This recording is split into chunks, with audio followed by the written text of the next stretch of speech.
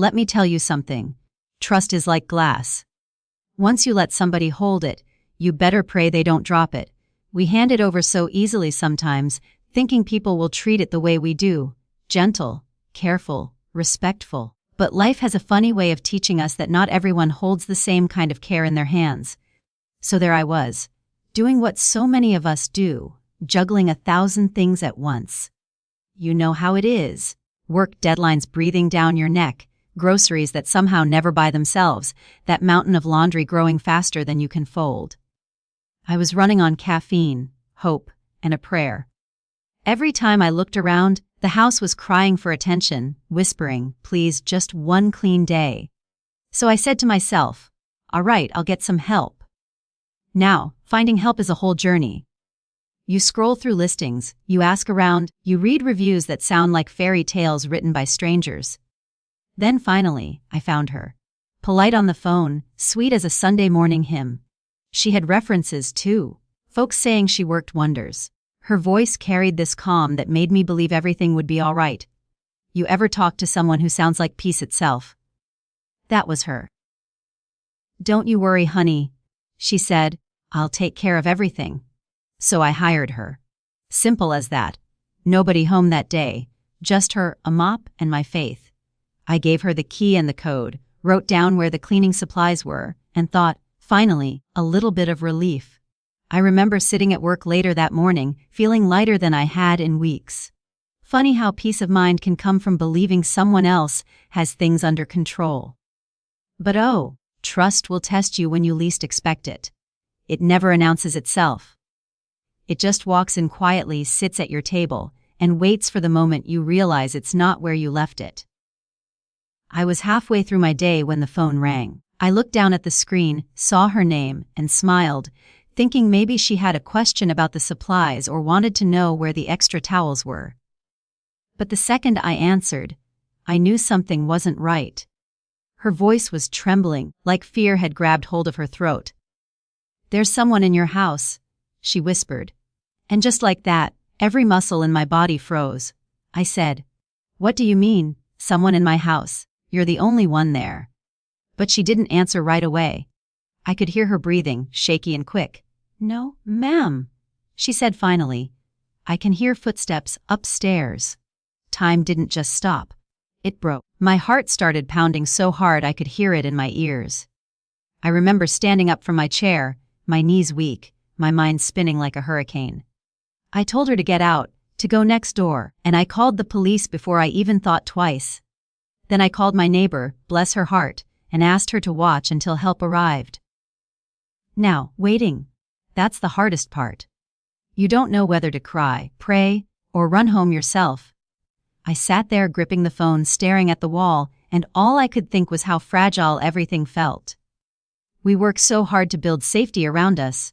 Locks on the doors, lights on timers, cameras watching the corners. But none of it feels strong enough when fear walks in. And somewhere in the middle of that panic, another thought came. A quiet one, tucked between my racing heartbeats. Who and what do we really let into our homes? Into our lives? Without thinking twice. Sometimes we open our doors so easily because we want relief, comfort, help. But not every knock is meant to be answered. When the police finally called back, they said the house was clear. Every door locked, every window closed.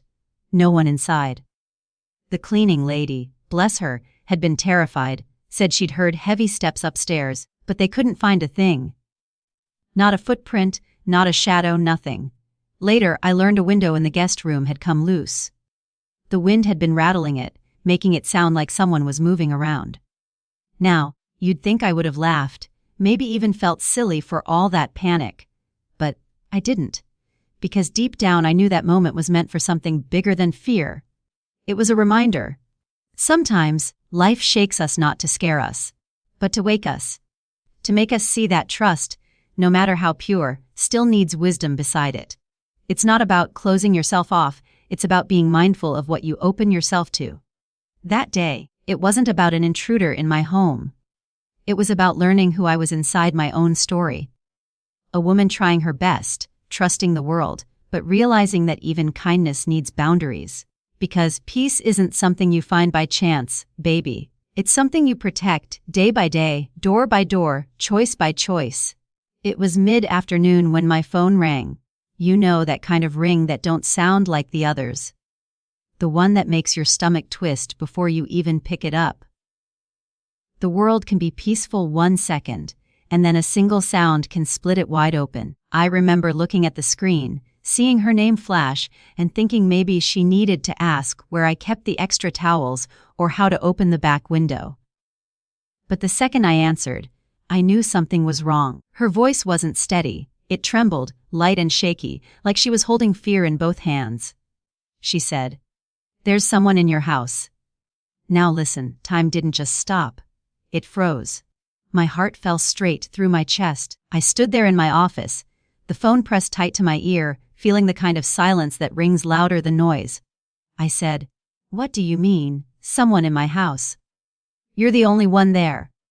And she whispered, "No, ma'am, I can hear footsteps upstairs." It felt like my body forgot how to breathe. My hands went cold, my knees weak, my mind running faster than I ever could. You ever have one of those moments where fear doesn't knock? It just walks in and sits down next to you. That was me, right there, clutching the phone, hearing her whisper like every horror story I'd ever laughed off had suddenly come to life. All those late nights, when I thought I heard something creak and told myself it was just the house settling. They came flooding back. Every "what if" I'd ever ignored came crashing into my chest like thunder. What if someone had broken in? What if she was in danger? What if I'd been careless, too trusting, too quick to hand over the keys to my peace? I told her, "Get out. Right now. Go next door. I'm calling the police." She didn't argue. I could hear her moving, quick but quiet, trying not to make a sound. I stayed on the line, whispering, "You're doing good. Just get outside, baby." I was shaking so bad I could hardly type, but somehow I managed to call 911 and explain the situation. Now, those minutes waiting for the police felt like years. My heart was in my throat, my mind picturing everything that could go wrong. And in the middle of that panic, this strange stillness came over me. That kind of calm that only shows up when you've got no choice but to hold yourself together. Because when life hits you like that, you don't have time to fall apart. You just breathe and do what needs to be done. While the officers were on their way, I thought about how fragile the idea of safety really is. We build our lives around it. Locks, cameras, alarm codes. But in the blink of an eye, one phone call can make all of it feel like paper walls. And it made me think about all the other kinds of safety we take for granted too. Emotional safety, the safety of being understood, being seen, being believed. One word, one betrayal, one moment, and suddenly the world doesn't feel the same. I stayed on the phone until she told me she was outside, standing with the neighbor, shaking but safe. The police arrived not long after. I thanked her for staying calm, though I knew she must have been terrified. And as I waited for updates, something deep inside me shifted. It wasn't just fear anymore. It was awareness. Awareness of how quickly peace can turn into panic, and how easily we trust that what we see is what's real. I started asking myself questions I didn't want to face. When was the last time I checked the locks? Had I been paying attention? Was I so busy chasing my to-do list that I forgot to protect my own space, literally and figuratively? Because sometimes it's not just our homes that get left unlocked. It's our hearts, our schedules, our judgment. We get so caught up in surviving the day that we don't notice who or what we've let slip in. The police finally called me back to say they were checking every room. I was holding my breath the whole time. I could hear their voices echoing through the line. Doors opening, footsteps moving, silence stretching long. Then finally, one of them said, "Mom, the house is clear." Clear. Just like that. 2 syllables that hit me like a wave. Relief washed over me, but right behind it came this ache. The kind that makes you realize how much fear can steal from you in just a few minutes. There was no intruder that day, no shadow hiding behind a door. But something still shifted in me. It wasn't about whether someone was in my house. It was about learning that fear will always test your foundation. And if your trust, your attention, your peace aren't built strong, that test will shake you to your core. That phone call reminded me that we don't get to control what comes knocking, only how we answer. And sometimes that means tightening the locks on our homes, our hearts, and our habits. Because once you've heard fear whisper through your phone, baby, you learn real quick that peace isn't something you just have. It's something you guard. I could have screamed. I could have called my neighbor or the police. And believe me, I did both within seconds. My fingers could barely press the buttons, they were shaking so hard.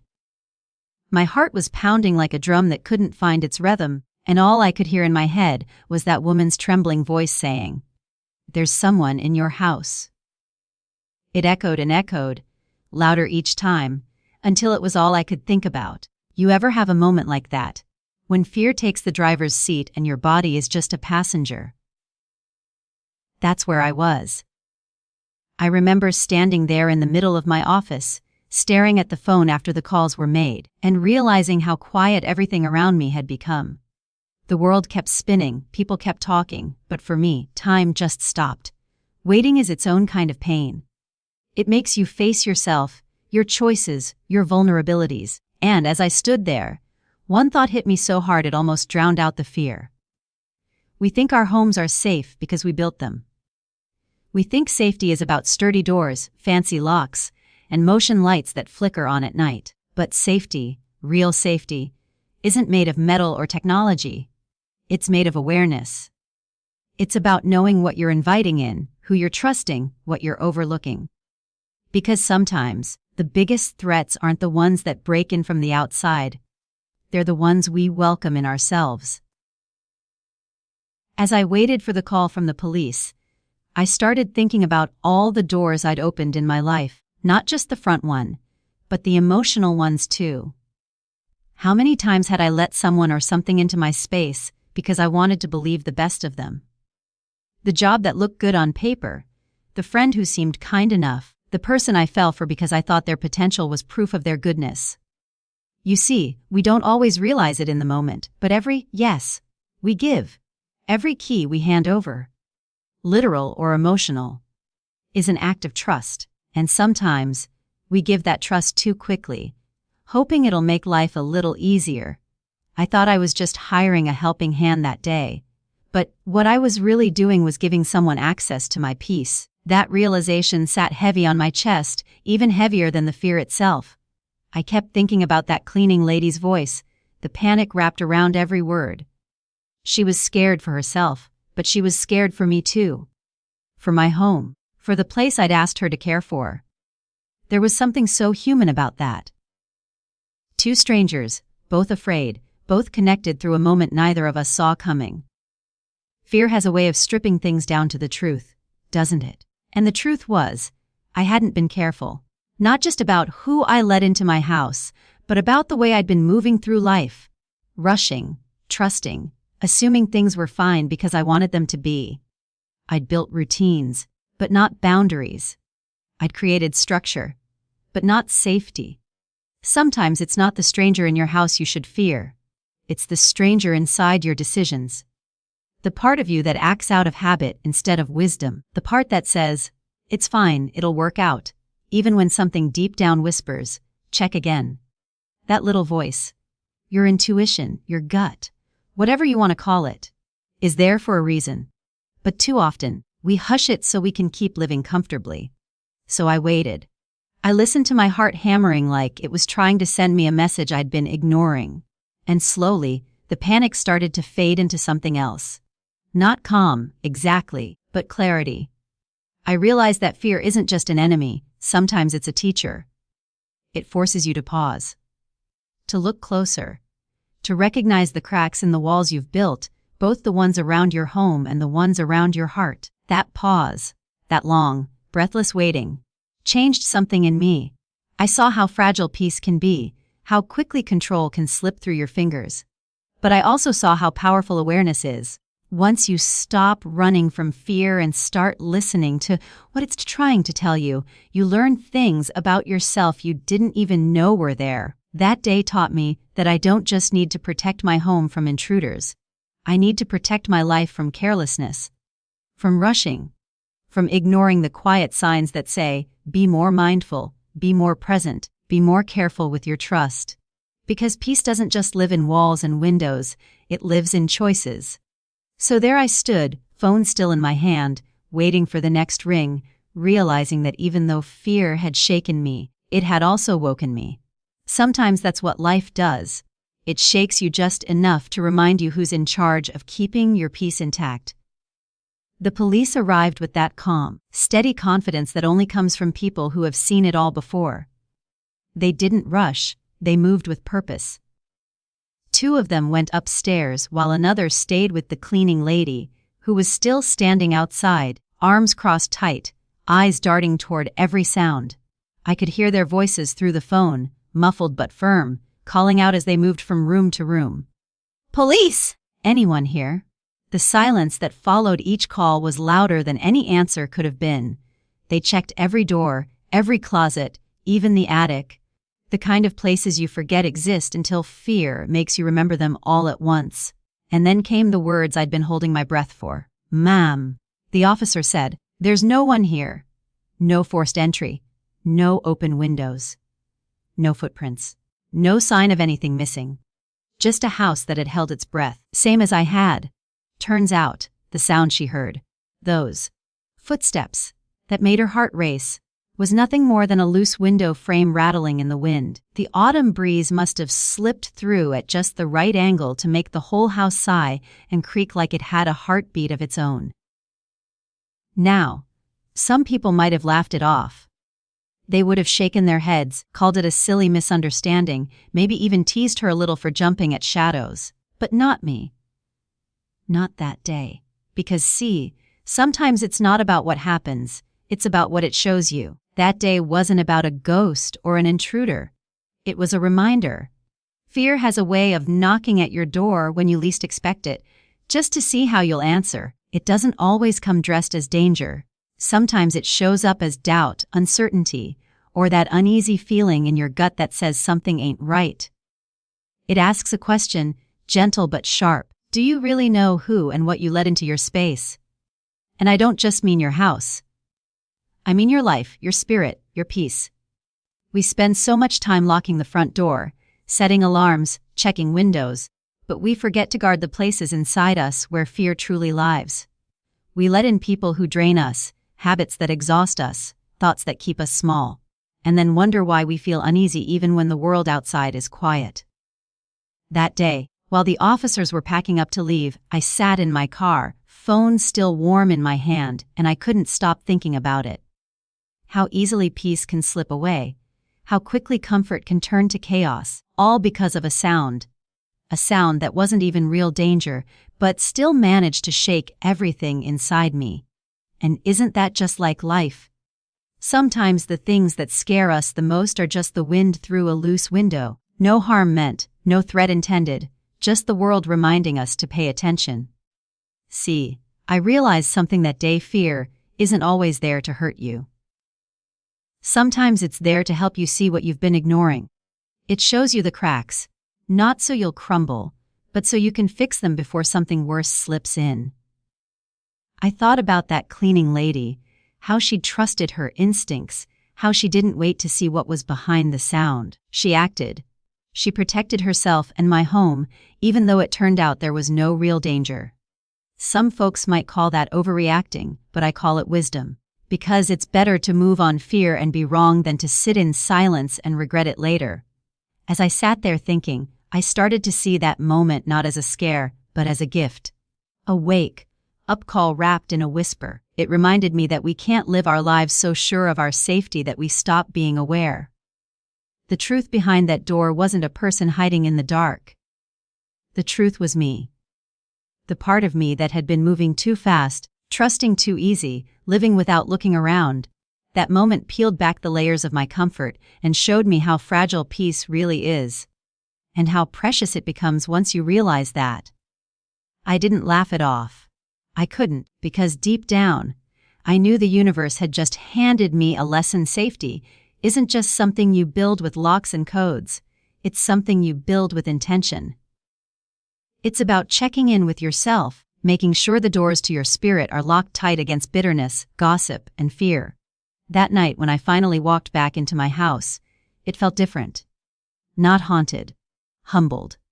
I ran my hand along the walls, grateful they were still standing, grateful that I was too. I checked that window, tightened the frame, and for the first time in a long while, I really looked at the space I called mine. Not for what could go wrong, but for what was right, for what was worth protecting. Because sometimes, baby, the truth behind the door isn't about what's outside trying to get in. It's about the strength you find inside yourself when you stop running from fear and start listening to what it's trying to tell you. Here's what Auntie Mae learned that day. And maybe it's something you can tuck in your pocket too, because lessons are lighter when shared. That afternoon, after the police left and the cleaning lady went home, the house was quiet in a way it hadn't been before. Not peaceful quiet, not yet. Just that heavy, thoughtful kind of silence that hangs around after something shakes you. I remember walking through each room slowly, my fingers brushing across the furniture, the stillness almost humming in my ears. Dust floated through a shaft of sunlight near the window, and I realized, even when everything looks still, life is always moving, always teaching. The first thing that came to me was about trust. Trust is sacred. It's like that favorite piece of china your grandmother left you. Beautiful, fragile, and never meant to be handled carelessly. Don't hand it out like free samples at the grocery store, baby. You can be kind, you can be open, but your trust, that's something people should earn. Quick trust may feel good in the moment. It saves time, it feels generous. But it's like tape that's been peeled up too many times. It doesn't stick when it truly matters. I had trusted that day, not because she was undeserving, but because I wanted to believe everything would be easy, that life could be convenient and kind at the same time. But what I learned was that real trust isn't about convenience. It's about consistency. You don't measure it by how someone speaks when they want something, you measure it by what they do when no one's watching.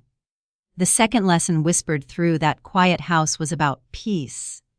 Your peace is worth protecting, even when people call you paranoid, too careful, or dramatic. If something, or someone, makes you uneasy, listen to that whisper inside you. That's your intuition talking, and baby, it's smarter than Google. You can type your questions into a search bar and get 10,000 answers, but that little voice inside, it only ever gives you one, the truth. We live in a world that teaches us to silence that voice, to be polite, to not make a fuss, to doubt ourselves when our spirit starts waving red flags. But peace doesn't grow in doubt, it grows in trust. The kind of trust you build with yourself.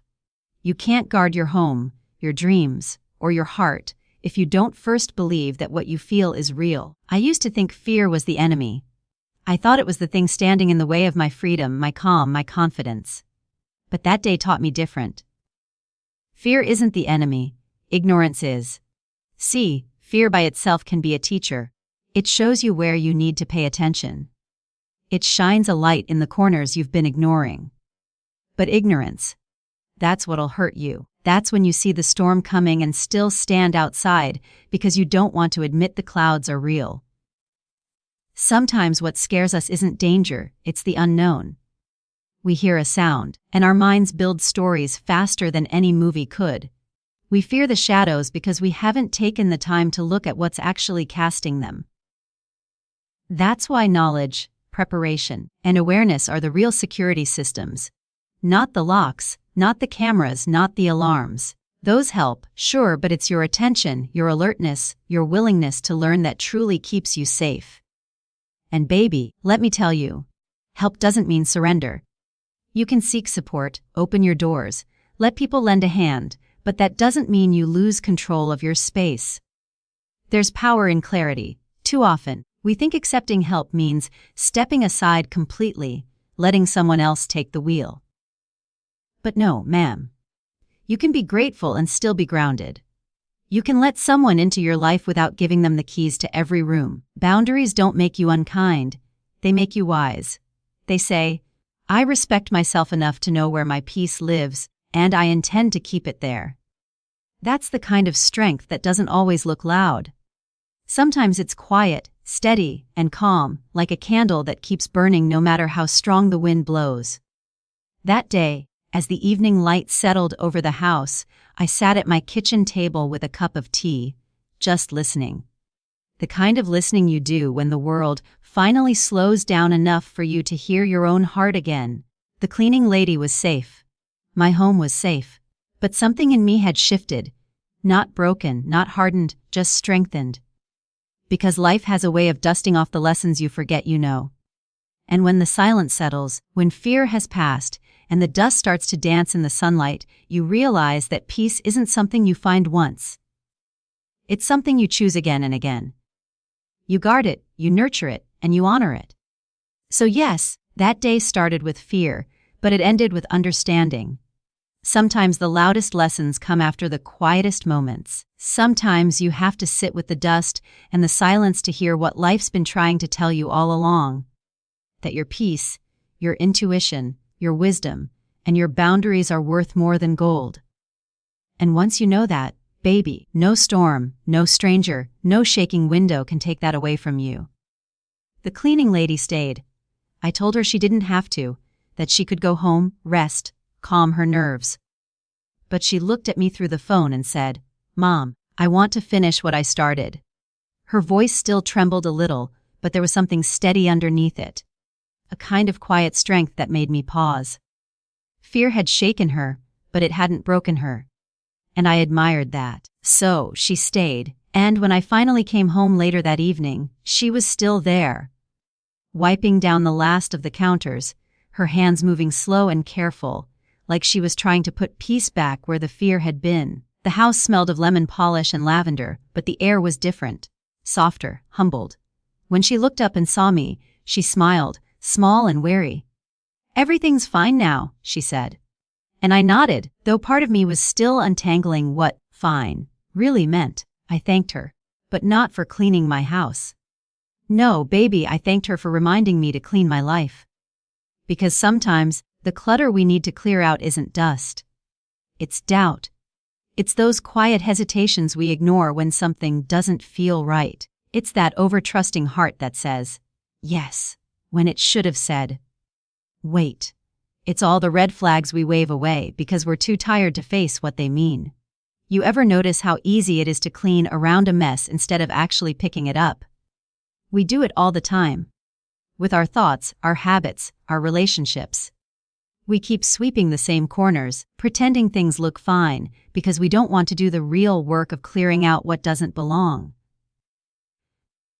But the truth is, peace doesn't come from pretending everything's tidy. Peace comes from doing the deep cleaning, the uncomfortable kind. The kind that makes you face the dust you've been ignoring. That day taught me that fear will show up like a storm, but wisdom comes in the quiet after. Once the sirens fade, once the shaking stops, once you're sitting in the stillness. That's when the lesson speaks. I realized I wasn't just the homeowner that day. I was the protector, the decision maker, the gatekeeper of my peace. And that peace, it doesn't guard itself. When the police left and the cleaning lady finally went home, I sat alone in the living room for a long time. The house was spotless, but inside, I was still a little shaken. It wasn't about danger anymore, it was about awareness. About knowing that I'd been walking through life on autopilot, letting things in. People, tasks, worries. Without thinking about what they might cost me. You see, peace isn't just about calm. It's about control. Not the kind where you micromanage every detail, but the kind where you know your boundaries and honor them. It's knowing when to open the door and when to keep it closed. And that kind of wisdom doesn't come from fear. It comes from paying attention. I thought about all the other storms I'd weathered in my life. The heartbreaks, the disappointments, the moments when I'd let others take more than I could afford to give. Each one had left a little mess behind, a bit of emotional clutter I never got around to cleaning. And maybe that's what that day was really about. Not footsteps, not fear, but finally seeing the dust that had been collecting inside me. Sometimes, we wait for something dramatic to shake us awake, but the truth is, The real shifts happen in the quiet moments after the storm. When you're sitting in the stillness, hands folded, heart steady, realizing you've been living too distracted to notice what your spirit's been trying to tell you. That day, I heard it loud and clear: protect your peace. It's the only home you'll ever have. I went to the window, the same one that had rattled and caused all that fear, and I tightened the latch myself. It was such a small thing, but it felt powerful, like sealing a promise with the universe. I whispered to the empty room, never again will I ignore the signs. And in that quiet moment, I felt gratitude. Not the big, tearful kind, just a soft, steady warmth that filled the space between fear and forgiveness. Gratitude for safety. Gratitude for lessons. Gratitude for the reminder that storms don't just shake things up to scare us. They shake things loose so we can see what needs to change. When the cleaning lady texted me later that night to say she got home safe, I told her thank you again. Not just for her courage, but for being part of a moment that shifted something in me. Because here's the thing, baby, you don't always get to choose your storms, but you do get to choose what stays standing when the sky clears. And that day, I chose me. I chose awareness. I chose peace that wasn't just about quiet rooms and locked doors, but about a steady heart that knows its worth. The storm passed. The house was still, and in that silence, I realized, peace doesn't just come when everything's over. It comes when you decide that no matter what comes next, you'll never let fear take your place at the center of your own home again. So, child, next time someone says, there's someone in your house, before you panic, pause. Don't let fear take the driver's seat before you've had a chance to think. Because not every noise means danger, and not every shadow means threat. Sometimes, life just shakes the walls to see if you'll remember who built them. Now, I know that kind of fear. The kind that crawls up your spine and grabs you by the throat before your mind catches up. It's human. We all have moments where something, or someone, or even just a whisper of doubt, makes us feel like we've lost control. But, baby, the real test isn't in whether the storm comes, it's in how you breathe through it. Because if you can breathe, you can think. And if you can think, you can see the truth behind the noise. So before you start running, ask yourself, what have I allowed in? What have I neglected? What am I afraid to face? Sometimes the danger we feel doesn't come from what's outside the door, but from what's been living inside us for too long. The clutter in our spirit, the worry we never spoke about, the resentment we let sit in the corners of our hearts until it turned heavy and sharp. We walk around blaming the world for our unrest, when all along, it's the things we refuse to face that have been haunting us. You ever notice how some problems don't knock? They just appear. One day you wake up tired for no reason, or you start snapping at people who didn't do anything wrong. That's how emotional clutter works. It creeps in when you're too busy to notice, too distracted to care. It's the friend you keep giving chances to when your spirit already told you, let that go. It's the job that drains you, the habit that comforts you but also cages you. And then, when something finally rattles your peace, like that phone call did for me, you realize the real intruder isn't a person at all. It's a pattern. And child, patterns can be louder than footsteps if you're willing to listen. They repeat themselves until you learn what they came to teach. That's why you can't run from them. You've got to face them. Because every lesson you dodge comes back around wearing a new face, knocking a little harder, rattling the windows a little louder.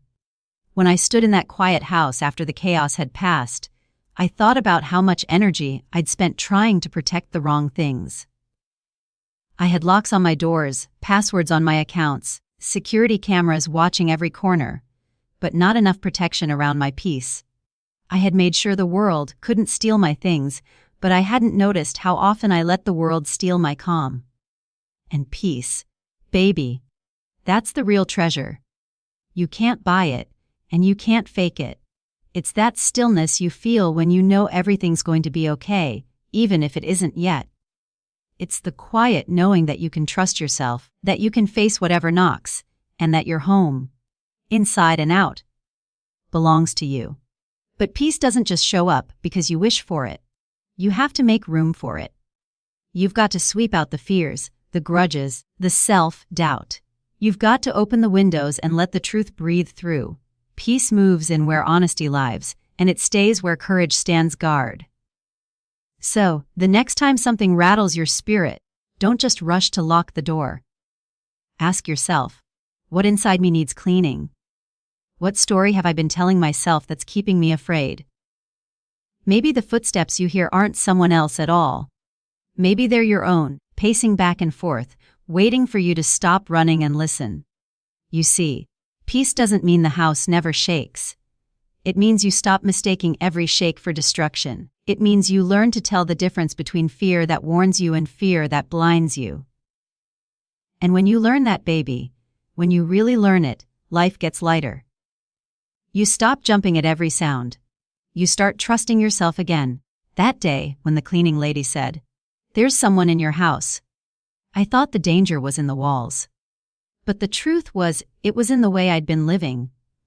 Trusting too easy, moving too fast, ignoring the small signs. And when I finally paused, breathed, and listened, I found something precious waiting behind the fear clarity. So let me leave you with this, child. Guard your space, but more importantly, guard your spirit. Because once peace leaves your home, everything else just feels like noise. The world will always try to enter. Through the phone, through the news, through the people who mean well but bring chaos in their wake. You can't stop the knocking, but you can choose what you open the door to. And when you stand at that door, heart steady, spirit clear, knowing who you are and what you'll allow, that's when peace doesn't just visit. That's when it moves in.